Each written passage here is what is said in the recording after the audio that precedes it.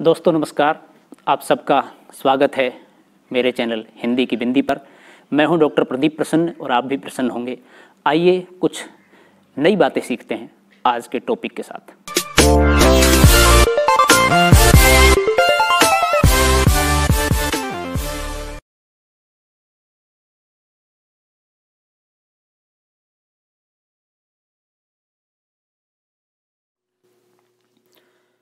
विद्यार्थियों, आज की वीडियो हम बना रहे हैं हिंदी नाटक पार्ट 3, द्विवेदी युगीन नाटक। इससे पूर्व हमने हिंदी नाटक पार्ट 1 और पार्ट 2 बना चुके हैं और उसके अलावा एक हिंदी नाटक की संक्षिप्त वीडियो बना चुके हैं जिसके अंदर पूर्ण रूप से नाटकों का विकास या इतिहास हमने दर्शाया है। लेकिन आप नाटक के पूरे साहित्य को यदि अध्ययन करना चाहते हैं तो सिलसिलेवार तरीके से ये वीडियो, जिसके 6 या 7 पार्ट बनेंगे, देखनी अनिवार्य है। तो हम वीडियो स्टार्ट करते हैं। उससे पूर्व आप सबसे रिक्वेस्ट है, यदि आपने हिंदी की बिंदी चैनल को अभी तक सब्सक्राइब नहीं किया है तो इसे सब्सक्राइब जरूर कर लें, ताकि हिंदी भाषा, हिंदी व्याकरण, हिंदी साहित्य के सभी बिंदुओं को आप तथ्यवार तरीके से, बेहतर तरीके से इस YouTube चैनल के माध्यम से समझ सकें। आइए तो शुरू करते हैं आज की वीडियो। द्विवेदी युगीन नाटक, हिंदी नाटक पार्ट 3 में भारतेंदु के अनंतर साहित्य का जो दूसरा उत्थान हुआ, उसके प्रमुख प्रेरणा केंद्र महावीर प्रसाद द्विवेदी थे। हिंदी नाटकों के ऐतिहासिक विकास क्रम में पंडित महावीर प्रसाद द्विवेदी का योगदान भारतेंदु की तुलना में इतना नगण्य है कि नाटक के क्षेत्र में द्विवेदी युग को अलग से स्वीकार करना और महत्व प्रदान करना औचित्यपूर्ण प्रतीत नहीं होता है। भारतेंदु के अवसान के साथ नाटक के इतिहास के लक्षण दिखाई देने लगते हैं, ह्रास के लक्षण दिखाई देने लगते हैं। अपने युग की समस्याओं को नाट्य रूप प्रदान करने का जो अदम्य साहस भारतेंदु युग के लेखकों में दिखाई पड़ा था, उसके दर्शन द्विवेदी युग में नहीं होते। इसके कई कारण थे। प्रथम तो हिंदी के नाटककारों में नाटक के सूक्ष्म नियमों एवं विधियों की योजना की क्षमता न थी। दूसरे, नाटकों के इस उदय काल की सामाजिक स्थिति विक्षोभ पैदा करने वाली थी। इस प्रवृत्ति ने कुछ कर बैठने की प्रेरणा तो दी, किंतु भावों और विचारों को घटनाओं के साथ कलात्मक ढंग से नियोजित करने के लिए मानसिक संतुलन नहीं प्रदान किया। तीसरे, आर्य समाज के आंदोलन के लेखकों पर सुधारवादी जीवन दृष्टि और शास्त्रार्थ शैली का प्रभाव पड़ा, जो निश्चय ही नाटकों के कलात्मक विकास में बाधक हुआ। चौथे, पाश्चात्य कॉमेडी के अंधानुकरण के कारण भारतेंदु के उपरांत हिंदी साहित्य में प्रहसनों की प्रवृत्ति भी पनप उठी। प्रहसनों की वृद्धि ने साहित्यिक एवं कलात्मक अभिनयपूर्ण नाटकों की रचना में व्याघात उपस्थित किया। पांचवें, द्विवेदी युग नैतिकता और सुधार का युग था। नैतिकता और आदर्श के प्रतिस्थापन में उनकी दृष्टि संस्कृत के नाटकों की भांति उदारवादी थी। अतएव भारतेंदु युग की नवीनता प्रवृत्ति युग के स्वभाव के अनुकूल न थी। अतः कठोर नीतिवादी अथवा आदर्शात्मक बुद्धिवाद के फलस्वरूप द्विवेदी युग भारतेंदु युग की परंपरा को अग्रसर नहीं कर सका। उपर्युक्त सभी कारणों के फलस्वरूप आलोच्य युग में मौलिक नाटकों की संख्या अत्यल्प है। अनुवाद कार्य पर अधिक बल रहा है। मौलिक नाटकों में साहित्य की 2 धाराएं प्रमुख हैं: साहित्यिक नाटक, शौकिया रंगमंच, और मनोरंजन प्रधान नाटक, व्यावसायिक पारसी रंगमंच। साहित्यिक नाट्यधारा को विकसित करने के उद्देश्य से अनेक नाटक मंडलियों की स्थापना की गई, जैसे प्रयाग की हिंदी नाटक मंडली, कलकत्ते की नागरी नाटक मंडली, मुजफ्फरनगर की नवयुवक समिति आदि। इनमें हिंदी नाट्य समिति सबसे अधिक पुरानी थी। सन 1893 ईस्वी में यह रामलीला नाटक मंडली के रूप में स्थापित हुई थी। इसके संस्थापकों में प्रमुख थे पंडित माधव शुक्ल, जो स्वयं अच्छे अभिनेता और रंगकर्मी थे। और जिन्होंने राष्ट्रीयता चेतना प्रचार प्रसार के लिए नाटकों को सशक्त माध्यम बनाया था। किंतु हिंदी रंगमंच जनता की सस्ती रुचि के कारण अपने उद्देश्य में सफल नहीं हो पाया। फलतः नाटक का साहित्यिक रूप ही सामने आया। संख्या की दृष्टि में आलोच्य काल में लिखे गए नाटक कम नहीं हैं, किंतु मौलिक नाटकों के नाम पर ऐतिहासिक पौराणिक प्रसंगों को ही नाटकों में या कथोपकथन में परिवर्तित कर दिया गया। अध्ययन की सुविधा के लिए आलोच्य युग के नाटकों को निम्नलिखित वर्गों में विभाजित किया जा सकता है: पौराणिक, ऐतिहासिक, सामाजिक उपादानों पर रचित नाटक, रोमांचकारी नाटक, प्रहसन और अनुदित नाटक। पौराणिक नाटक हृदय की वृत्तियों को सत्य की ओर उन्मुख करने का प्रयास भारतेंदु युग के नाटकों में बहुत पहले से होता आ रहा था। द्विवेदी युग से इन वृत्तियों के उत्कर्ष के लिए पौराणिक आख्यानों का निसंकोच ग्रहण किया गया। आलोच्य युग में पौराणिक नाटकों के 3 वर्ग देखने को मिलते हैं: कृष्ण चरित्र संबंधी, रामचरित्र संबंधी तथा अन्य पौराणिक पात्रों एवं घटनाओं से संबंधित। कृष्ण चरित्र संबंधी नाटकों में राधाचरण गोस्वामी कृत श्रीदामा 1904, ब्रजनंदन सहाय कृत उद्धव 1909, नारायण मिश्र कृत कंसवद 1910, शिवनंदन सहाय कृत सुदामा 1907 और बनवारी लाल कृत कृष्ण तथा कंसवद 1910 को विशेष ख्याति प्राप्त हुई।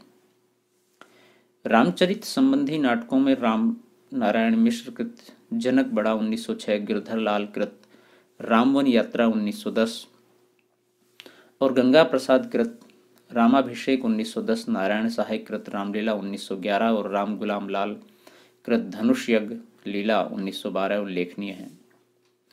अन्य पौराणिक घटनाओं से संबंधित नाटकों में महावीर सिंह का नल दमयंती 1905, सुदर्शनाचार्य का अनार्थ नल चरित्र 1906, बांके बिहारी लाल का सावित्री नाटिका 1908, बालकृष्ण भट्ट का वेणु संहार 1909, लक्ष्मी प्रसाद का उर्वशी 1907 और हनुमंत सिंह का सती चरित्र 1910, शिवनंदन मिश्र का शकुंतला 1911, जयशंकर प्रसाद का करुणालय 1912, बद्रीनाथ भट्ट का कुरुवन दहन 1915, माधव शुक्ल का महाभारत पूर्वार्ध 1916, हरिदास माणिक का पांडव प्रताप 1917 तथा माखनलाल चतुर्वेदी का कृष्णार्जुन युद्ध 1918 महत्वपूर्ण है। इन नाटकों का विषय पौराणिक होते हुए भी पारसी रंगमंच के अनुरूप मनोरंजन करने के लिए हास परिहास, शौखी और छेड़छाड़ के वातावरण का ही आधार ग्रहण किया गया है। ऐतिहासिक नाटक पौराणिक नाटकों के साथ ही इस काल में कुछ ऐतिहासिक नाटक भी लिखे गए, जिनमें गंगा प्रसाद गुप्त का वीर जयमाल 1903, शालिग्राम कृत पुरु विक्रम 1905, वृंदावन लाल वर्मा का सेनापति ऊदल 1909, कृष्ण प्रकाश सिंह कृत पन्ना 1915, बद्रीनाथ भट्ट कृत चंद्रगुप्त 1915, हरिदास माणिक कृत संयोगिता हरण 1915, जयशंकर प्रसाद का राजश्री 1915 और परमेश्वर दास जैन का वीर चोड़ावत सरदार 1918 महत्वपूर्ण है। इन नाटकों में प्रसाद के राजश्री नाटक को छोड़कर किसी भी नाटक में इतिहास तत्व की रक्षा नहीं हो सकी। सामाजिक राजनीतिक समस्या परक नाटक द्विवेदी युग में भारतेंदु युग की सामाजिक राजनीतिक और समस्या परक नाटकों की प्रवृत्ति का अनुसरण भी होता रहा है। इस धारा के नाटकों में प्रताप नारायण मिश्र कृत भारत दुर्दशा 1903, भगवती प्रसाद कृत वृद्ध विवाह 1905, जीवनानंद शर्मा कृत भारत विजय 1906, रुद्रदत्त शर्मा कृत कंठी जनेऊ का विवाह 1906, कृष्णानंद जोशी कृत उन्नति कहाँ से होगी 1915, मिश्र बंधुओं का नेत्रोन्मी लानश 1915 आदि कई नाटक गिनाए जा सकते हैं। नाट्य कला की दृष्टि से विशेष महत्व न रखते हुए भी ये नाटक समाज सुधार और नैतिकतावादी जीवन दृष्टि से युक्त हैं। व्यावसायिक दृष्टि से लिखे नाटक इस युग में पारसी रंगमंच सक्रिय रहा, जिसके लिए निरंतर रोमांचकारी, रोमानी और धार्मिक नाटक लिखे जाते रहे। पारसी नाटक कंपनियों के रूप में व्यवसायी रंगमंच का प्रसार भारतेंदु युग में ही हो चुका था। इस काल में original theatrical company Victoria theatrical company, Alfred theatrical company, Shakespeare theatrical company, jubilee company आदि कई कंपनियां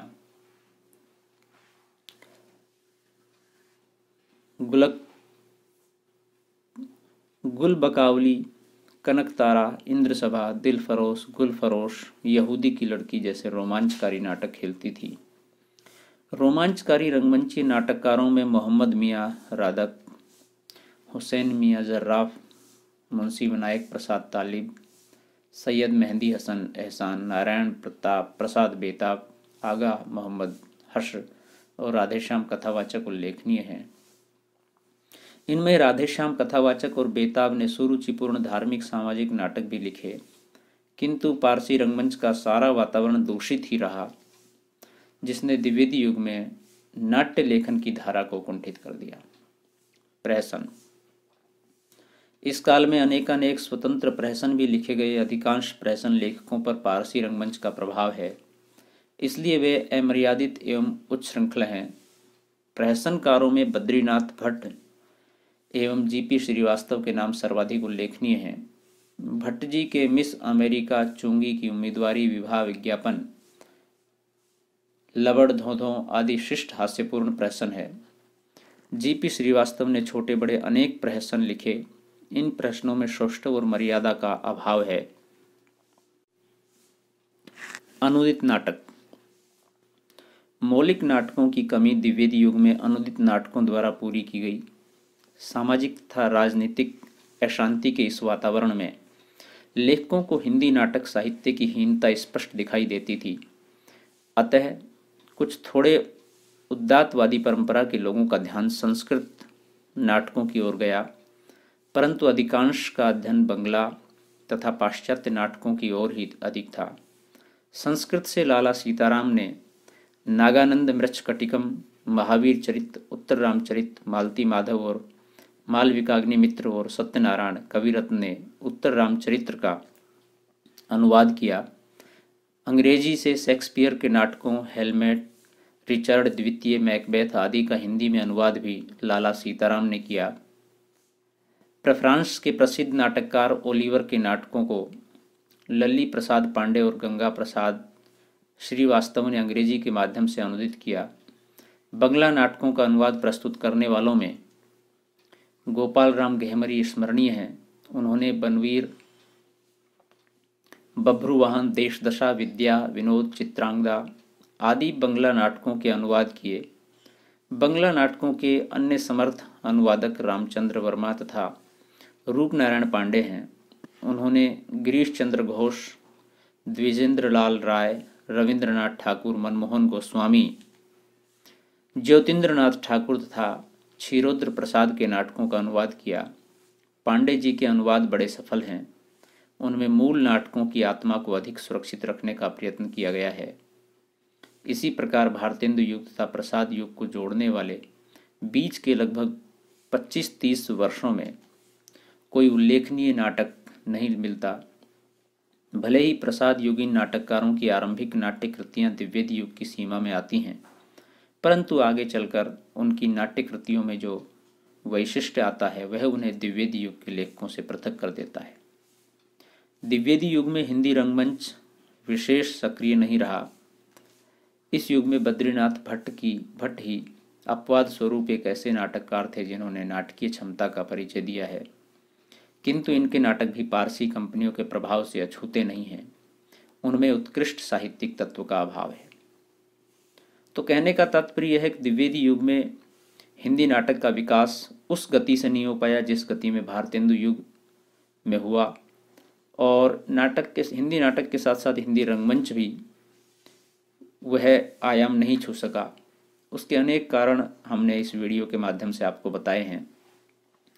पारसी रंगमंच का प्रभाव और मनोरंजनात्मक, अश्लीलतात्मक दृश्यों और इन सब चीज़ों के प्रभाव के कारण रंगमंच वृद्धि नहीं कर पाया। इन सब कारणों की वजह से मौलिक नाटक बहुत कम लिखे गए और उनका अभिनय भी उतनी महत्वपूर्ण दृष्टि से नहीं हो पाया। तो विद्यार्थियों, ये थी आज की वीडियो। वीडियो आपने पूरी देखी, इसके लिए आपका बहुत बहुत धन्यवाद। यदि वीडियो आपको अच्छी लगी तो इसे लाइक कीजिए, अपने साथियों के साथ शेयर कीजिए और कमेंट्स के माध्यम से हमें बताएं कैसी लगी आपको वीडियो। यदि आपके मन में कोई सवाल हो इस वीडियो को लेकर के या हिंदी भाषा, हिंदी साहित्य के अन्य टॉपिक से संबंधित, तो हमें ज़रूर बताएं, हम उसका समाधान करने की कोशिश करेंगे। और हिंदी की बिंदी चैनल को आप सब्सक्राइब ज़रूर करें ताकि सभी वीडियो आपको समय पर मिल सकें, और बेल आइकॉन को जरूर दबाएं ताकि वीडियो की नोटिफिकेशन आपको तुरंत मिल जाए। तो विद्यार्थियों, आज के लिए इतना ही। नेक्स्ट वीडियो में फिर मिलते हैं, तब तक के लिए शुक्रिया, नमस्कार।